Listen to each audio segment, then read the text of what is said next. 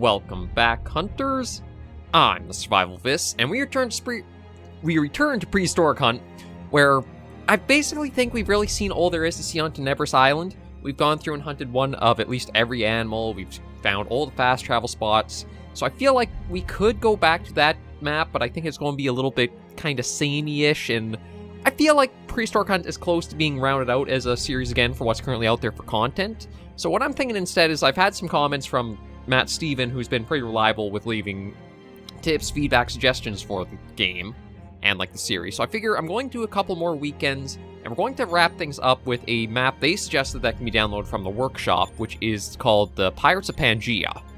We're going to get things back to set there, hop in there.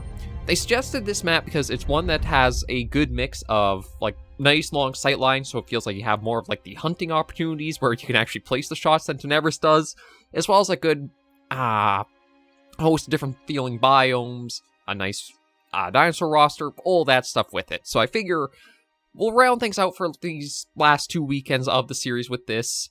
Prehistoric Hunt, I think going forward, I do think instead of like more dinosaurs and more weapons, polish is the big thing I think the game is in desperate need of right now. Things like adjusting, again, if you die, it doesn't make sense to throw the player into the middle of nowhere. I still think it should be to the closest fast travel point they've found and they've been to, so that way if they have to restock on ammo, buy health kits, etc., they have an easier time doing that than middle of nowhere, and unless you have the satellite phone, that's a huge detriment trying to work back, because you have now new possible dangers you've been dropped around, as well as the old ones of what killed you. There's also, I do think the dinosaurs need more idle animations and stuff like that. I know when the game first launched, a lot of the models in that role, like from the Unity asset shop and stuff like that, I don't know if it is still the case that, like, these are... The models are definitely much better looking and updated, but I don't know if these are, like, custom-made models for the game, or it's that they've just gone and gotten better models from the store that are out there. I want to say they are properly custom-made models for the game, but one of the things that does make me uncertain of that is, again, this kind of lack of idle animations with the dinosaurs, because I don't know if the game would have the animations tied to it, or it's more in the model files that you would have the animations. That's why I feel like there's something not quite present, which is why we're not seeing a lot of idling stuff for some of these species. Maybe Pirates of Pangaea, if we see more of the trophy roster, we'll see if any others have them. But it still reminds me a lot of the dinosaurs just are either steadily in motion, or they have like one drinking animation, and that's kind of it. Like, even as much as we played, I know Tenebris doesn't have very good sightlines or stuff, but even when we saw the Pirates, it seems like some of the times, the way the dinosaurs just, like, idle and pause is they literally almost go into, like, a T-frame or an A-frame, and they're, like, frozen solid. They don't move at all. So I don't know if that's something that's going on with things. And then polish also to... I know this one might be a bit divisive, but I'd like to see at least the locations for all the fast travel hubs on a map, the symbols present where they are, but you can't go to them unless you've gone in person. Just that way, instead of like not knowing where you're trying to go to find these things, you at least have like an indication of where you should be going or heading to find one. Because since it only reveals in like, I think it's 600 meters or less, that's when the reveals come for like when you are closing in on something. I don't know if that's enough time to be able to, like, warrant knowing, like, if you're close enough or not to somewhere. Certain maps that are smaller, like Tenebris Island, I feel it's okay on. But bigger ones, like, say, Moreau, I feel like it could be a little difficult. Although, I haven't actually been on Moreau for a while since we've done the Tenebris series here to know, like, how big they are in comparison to each other. I feel like Moreau is much bigger. I'm not 100% sure on that. I'm just idling a moment to let the map keep loading in, because Prehistoric Hunt does take a while to let features come in, or like all the assets, models, etc. to load in properly. And we'll just check from the map, so... Yeah, it's a very large map, as you can tell. One nice thing I do like is that we do have a spot to go that will probably serve as like the fast travel hub. So we're going to head there first. I'm also going to keep using, or playing the game without a scope. On this island, it might be a bit different and helpful to have a scope, but on Tenebris, it really felt like, again, because there's not, like, enough shooter element, or, sorry, there's not enough hunting elements to the game, where it's like you have, the dinosaurs have some idle time, you can line up your shots a little bit better. It kind of feels like you just want to have iron sights for use of a lot of the game. So this island already, it looks like there's much better sight lines for, well, at least like this area we found so far. Again, with how large the map seems to look, we'll probably have a lot we'll be going across and adventuring through with this full, or these 2 weekends spent on it. But then I think once that's done, we've had our fill of what is currently present for Prehistoric Hunt, and we'll wait for more updates along the way before we return to it. I know it has been one of the more popular series for the channel, but I do feel like we've kind of tapped all there currently is for it. I don't want to just like keep showcasing the same thing over and over and over again, because I feel like that's how you can kind of get a bit of a case of burnout from it. I know I've had comments suggesting like going back to carnivores, but I'm not really thinking I'm going to be able to do carnivores like I have. There's a lot of technical stuff that makes it challenging to record, because the way I normally do these recordings, OBS detects the games no problem and everything. It just immediately has, I just need to do a few little edits and cropping in my editing software. It's all good and fine. When it comes to the Carnivore series, I can't do any of a lot of the same stuff I usually do for it. There's a lot more cropping work to be done, but it also doesn't really register as the same kind of capture that I have to do. I basically have to do a screen capture because of the old legacy coding that Carnivores runs on. It almost seems to resize the, oh. An interesting find. Because of, like, Carnivores, its age and that, it almost, like, resizes the monitor resolution to the game's window size and can really make some weird stuff happen. It's not something that really works all that well for, like, OBS and trying to capture well. And I've also run into a lot of issues where it comes, like, even with the 5-minute fixes that have been out, I still get crashes that basically wipe out the entire recording, or a chance to record.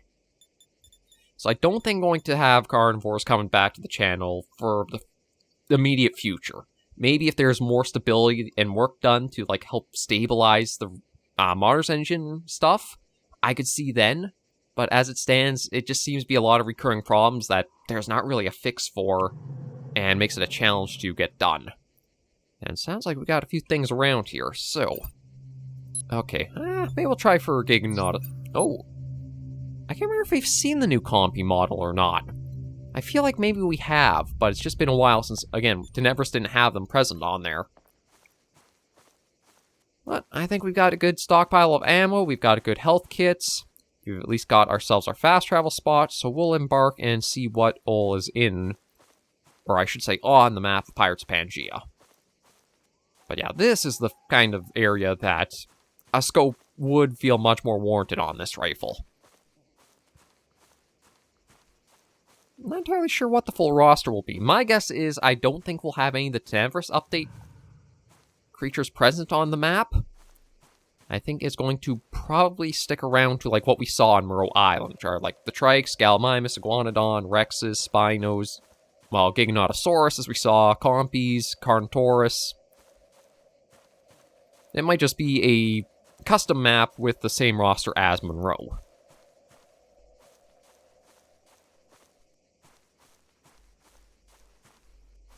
We'll head down this way, see what we can find. I do also... Part of me feels like we also could use a redo of, like, the balance levels of the audio, because there are still some points where, like, it really spikes up and pops when it really shouldn't. Oh! Okay, well, we got a raptor, and we also got a stego. But yeah, see, that's what I'm talking about idle animations, where it's like, that raptor, it just looks like it was frozen in like an A-frame position or something like that.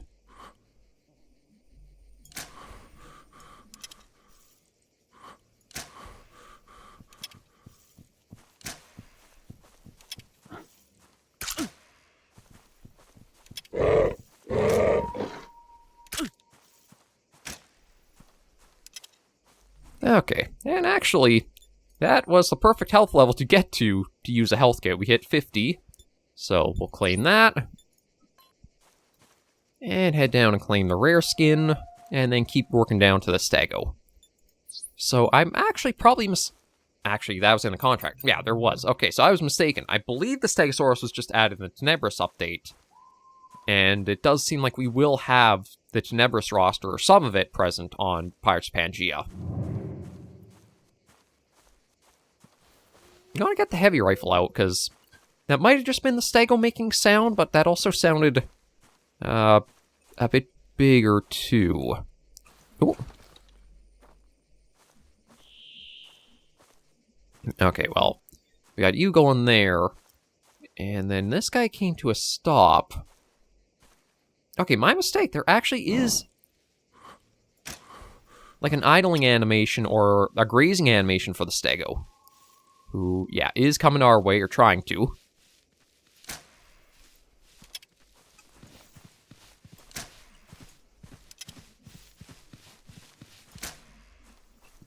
There is also something weird that's happening on hit registration. Like, maybe you guys have been noticing in the capture, but on, like, a successful hit, there's, like, a lag of the game freezes. I'm not sure if it's, like, the game's has to stop a moment to process how the hit registered on the dino, but it really does feel like there's this weird, lag or stutter or just, like, freeze that happens on every successful hit. Okay, maybe we'll take that. And we'll take that. Okay, so we will have... Actually, one thing I'm going to praise the mod for is that there is a Sarcosuchus by the water. That's still one of the weirdest things I saw in Tenebris was, like, a Sarcosuchus way up in the mountains. I think that's a species that you would want to try tying more to water bodies, if possible. I think the Spinosaurus was a species that had that present. I almost hear... I'm not sure, it's just like a bit of wind ambience, but I almost thought I heard something large, like, to the water there. I know we still haven't seen a mosasaur yet, but I don't know how far out you have to go swimming for one to, like, be encountered. I think they're kind of meant to be like a, what is it, diegetic way of keeping the player from going, like, outside of map boundaries. I think that's a term for, like, using in-world or, like, in-medium methods of, like, trying to have certain things done. Like diegetic lighting, audio, etc.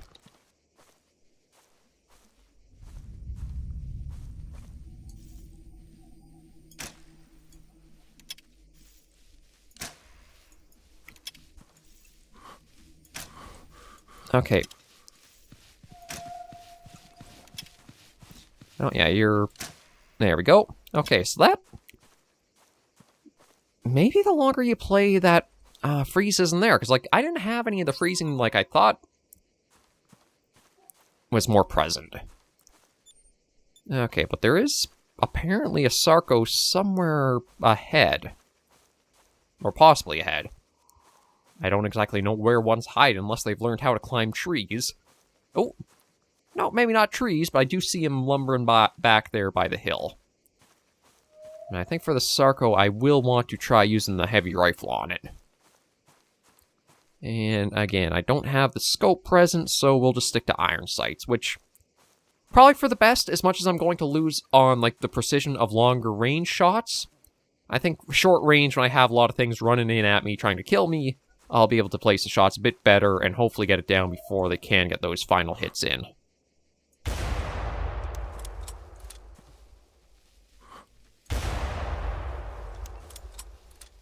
Although I will admit, the amount of screen shake for this guy coming in, he's that far.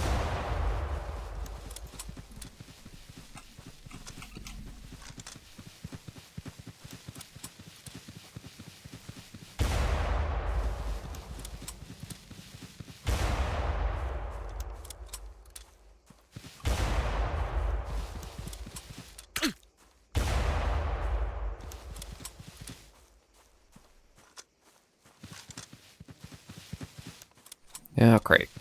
Crap, crap, crap, crap. See if maybe I can use the tree. It seems like it's the kill shot. It's not the other it's not the shots that, like, hit alongside them. It's like the kill one seems to cause that weird freeze. I'm going to use both health kits, because that went very poorly for me. Yeah, claim. We need, I think it's at least 80 for the contract we picked up, so didn't work out too well, but even my talk about, like, okay, I'll do better with iron sights as they come running in at me, did not hold up as I was hoping to have theorized. But that's it for that. That's so close. And we'll take the tracked one, I suppose. And it looks like we might not have any encounters for what we're after until we get further north. So we'll keep going up this way. This also is a good chance to, like, get an idea of, like, how far exactly the render distance is for the game. As I don't believe Moreau Island had, like, really nice open stretches sort of like this. I think maybe in the south it had a few spots like that, but... Well, it looks like we're getting uphill into it, so we'll have to be a bit cautious. I am hoping we will have more fast travel hubs to find. I believe this recommendation for this was also that the map had quite a few hubs and fast travel points to stumble upon.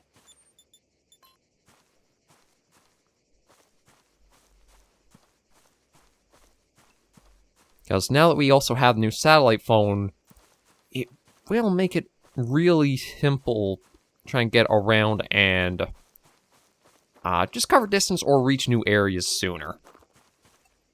Like, when it does come to having to wrap up hunts for that, it's going to be a lot easier to get to a safe spot than it used to be. It's just one of those, again, because of the cost that goes into having to pick up the phone, $1,500 really isn't all that bad for a cost thing, but we also have to remember...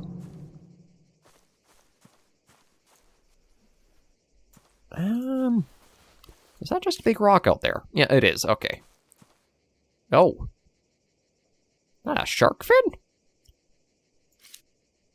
Might have to go investigate the water a little bit, given, like, the shark fin that I just saw out there. I don't think it's anything that's actually, like, moving. It might just be a little bit of... modding magic, if we were to put it away. Just kind of give the impression there's, like, a shark in there. But still a nice little touch to see, like, shark fin on the surface of the water.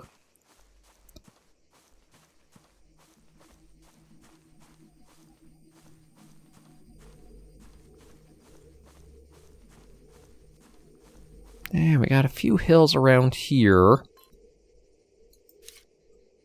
Oh, okay, there's our parasaurs. Actually, admittedly, one of the really nice things about this map being as flat as it is it means I can run and try catching up to what we're after with relative... Not need to worry about, like, carnivores or that about. Anything that would be nearby, I'd probably be able to see.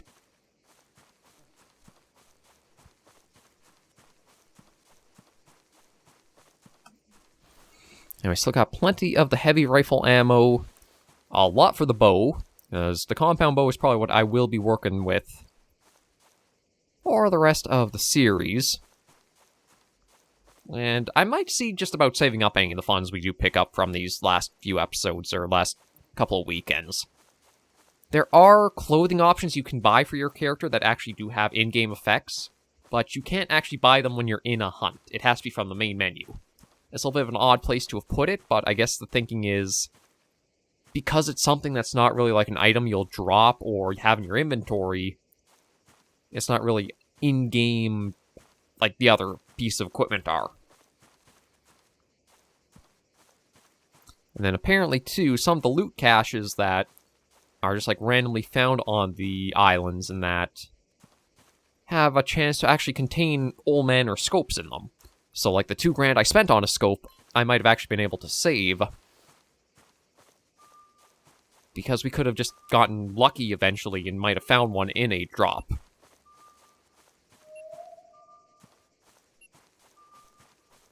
Now, I know I'd seen the parasaurs going... Oh, there they are. Yeah, see, that's the idle animation. It looks like it's just kind of a head turn left and right, which, I mean, I do like... I like to see, like there's... They take a pause. Okay, so the tracked one is over that way, but the parasaurs... We'll probably want to get first. And the tracked one we can deal with afterwards. And I actually should look at doing... Okay, it does say auto-reload is manual, so I should have to trigger it. Like, one of the problems with the Sarco is I meant to switch to the pistol, or the revolver.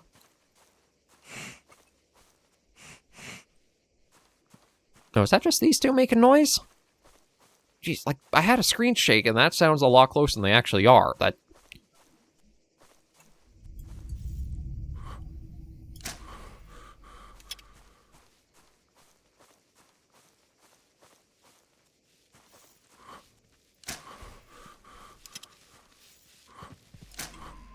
Yeah, it's definitely the killing shot that seems to cause, like, the lag. Okay, well, we'll claim and fill.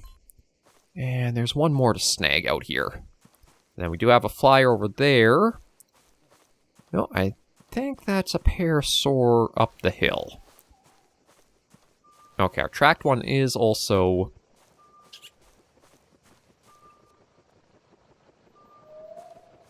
I'm actually not sure where our tracked one is now. It sounds like we had the squeak of, like, a compy. But, again, because of the sound levels, it's hard to actually know the full distance out it could be. And, yeah, that's our parasaur. So it looks like there's actually an overlay of the parasaur tracks and the compy present. Just until I do see the parasaur, I want to have the revolver at the ready. Oh. Well, there's a parasaur, but it is definitely getting distance on us.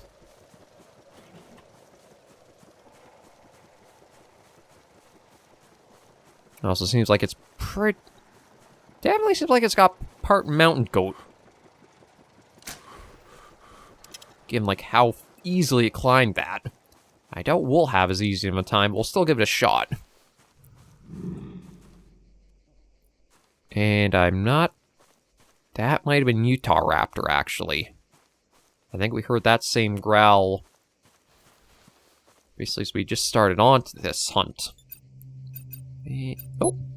Okay, we also got Pterandons, Quetzal. We got a bit of a mix present. Okay, what we're tracking is also up here.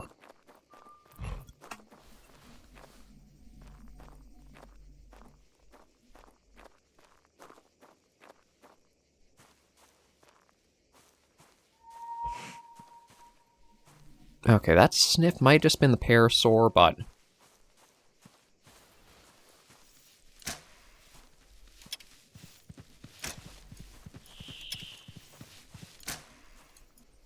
Oh, you didn't freeze up that time. Sometimes it does feel like it freezes up. Other times it seems to have no problem at all. So I can't really say what the cause of that is. I thought it was again on like taking kill. And we'll take the one for the 4 stegos, but I don't know if we'll get lucky and actually find them too soon. Yeah, it says, like, they're more actually back down by where we've already been. So we'll keep working up this way. And those are... Yeah, those are raptor tracks. So we might have a few of them in the area.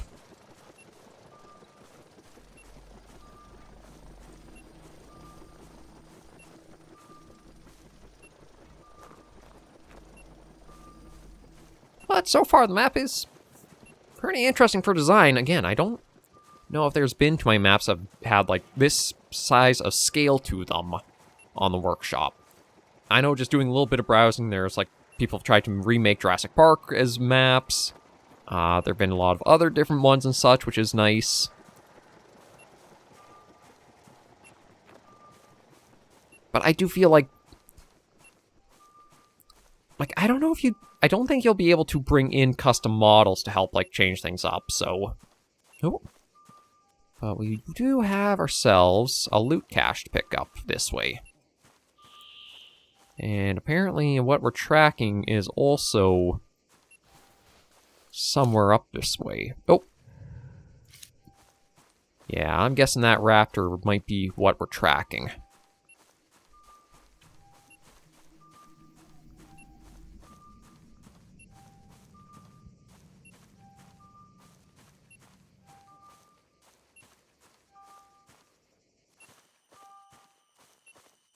Okay, closing in on it and the item cache.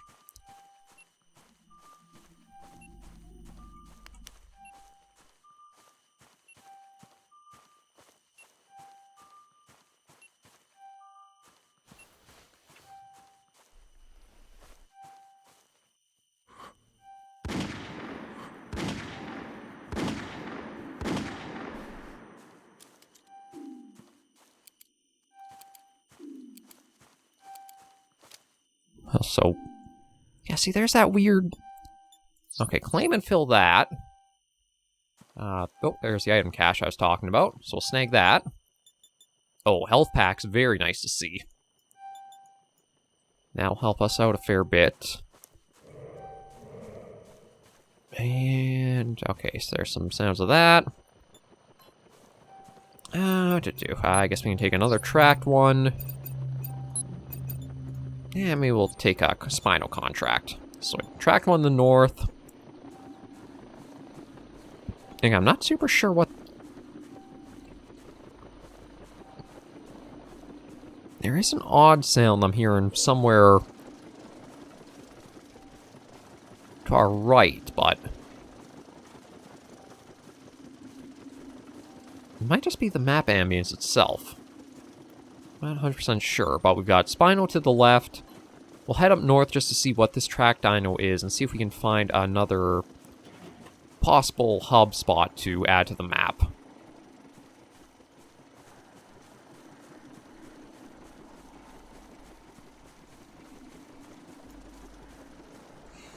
But I'm thinking, or hoping, as we do go westwards into more of the core, we might see some changes for, like, what all is present around us.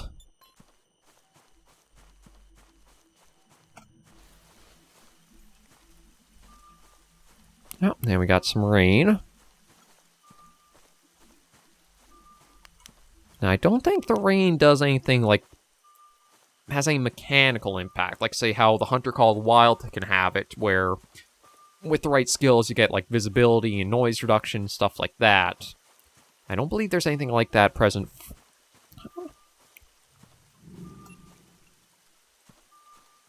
Actually, maybe there is something like that present. Like, as we're walking, we're not actually making any sound.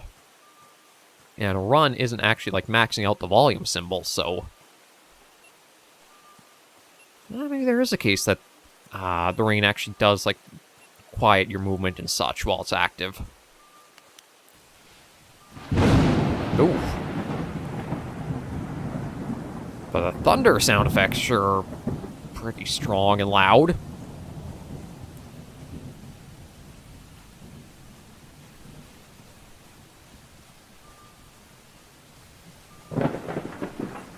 Okay, a lot of raptor tracks, so I'll have to be mindful of that.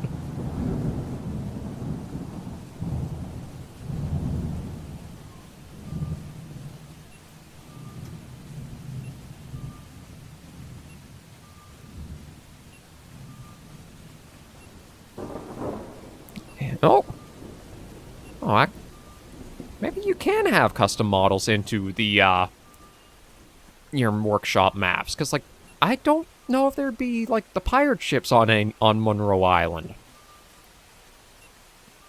Looks like we got some interesting things to check out. Oh.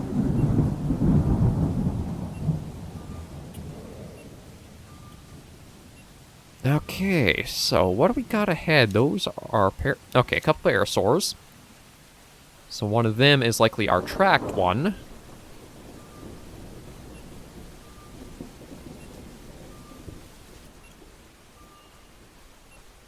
Just have to see if we can get a nice angle, try taking a shot on it. I'm thinking, yeah, so this one on the left is, I think, the one that's tracked.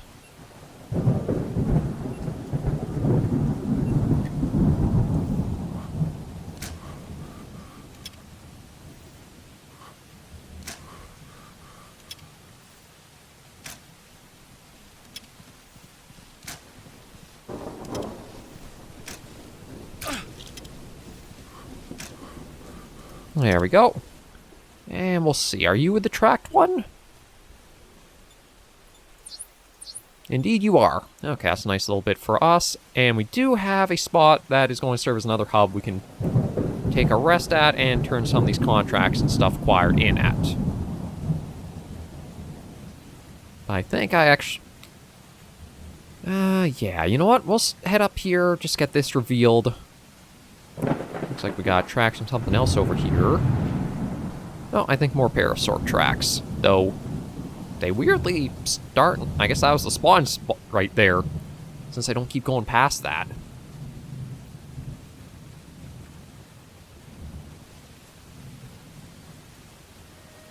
Yeah, pirate landing view.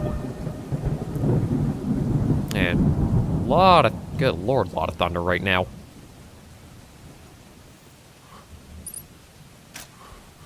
Oh, actually got a hit all the way from over here. Although I think because of how far the shot was, it's just sending it off, fleeing. And we're not getting the chance to follow up. So I guess depending on the range you do get your hits or your shots in at, it might cause some of the dinosaurs just to flee rather than, like, immediately upon you and coming after you.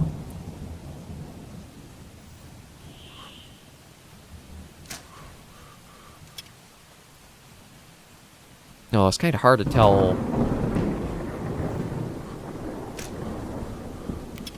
Like, what the drop is.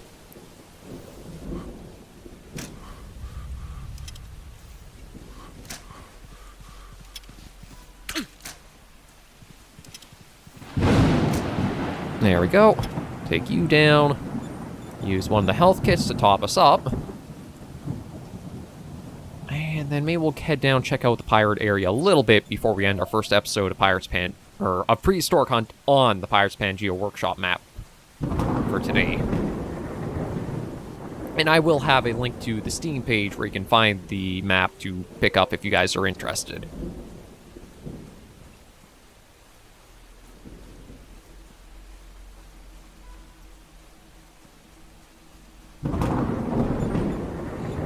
Yeah, everything seems to be more past all this and more in the middle of the map.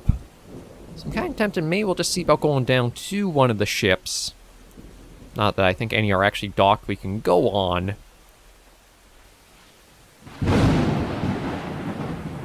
Okay, we get it. The thunder is kind of loud. I think it being this steady is kind of making it lose some of its power. We'll keep going. I guess we'll just take that for now. No, actually, track dino to the south, so the Gigas can roam down that way. Interesting to know, but I am also... not sure it's just because, like, the map is loading in more as we go in this direction, but I... it does feel like if we look a certain way, it's smoother frame rate-wise. Like, if we're looking down southeast there, we're okay, but looking over to the west, felt a little more choppy. Not sure if it's just because of what's trying to load in, or what's going on with that. Yeah, like we look that way, pretty nice and smooth as we're going. Walk forward's no problem, but then we look this way, and it does feel like our frame rate is taking a little bit of a nosedive. And we'll be ready with this just in case, since we are basically on the crest of a hill.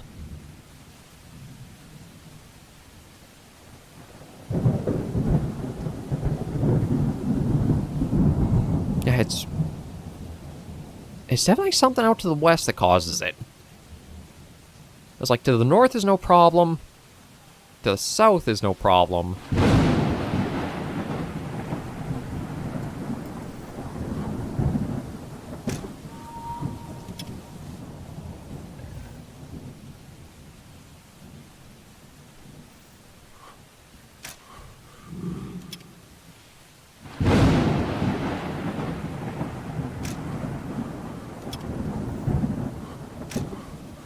There we go, got you before you could get in at us.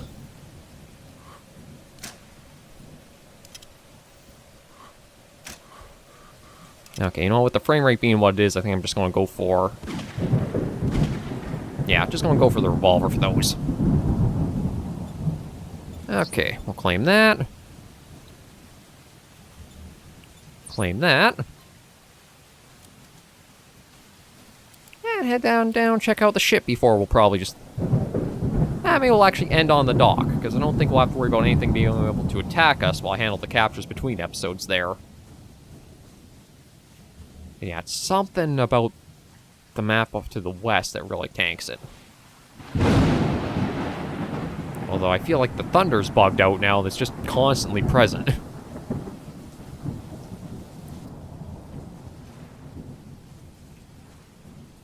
But I do not think that this was anywhere on or near Monroe Island. So it does make me wonder if there are some assets that, like, you can bring in and add to the maps if you want. Oh. Okay, maybe the thunder is done for now. So yeah, what I'm going to do is I'll just get to the end of the dock and we'll end this first episode for the Pirates of Pangaea workshop map here for today. 3 more episodes of Prehistoric Hunt, and I think we're good to end the series off there. We've basically seen, I guess, if you want to call this like a third of the map. This has just been pretty much straight open forests and hills, and we'll work our way west and see what could be around these other spots. For now, though, thank you all very much for joining me on this episode of the series. If you did like the video, be sure to give it a like, and if you have any comments, tips, or tricks, be sure to leave them in the comments right down below.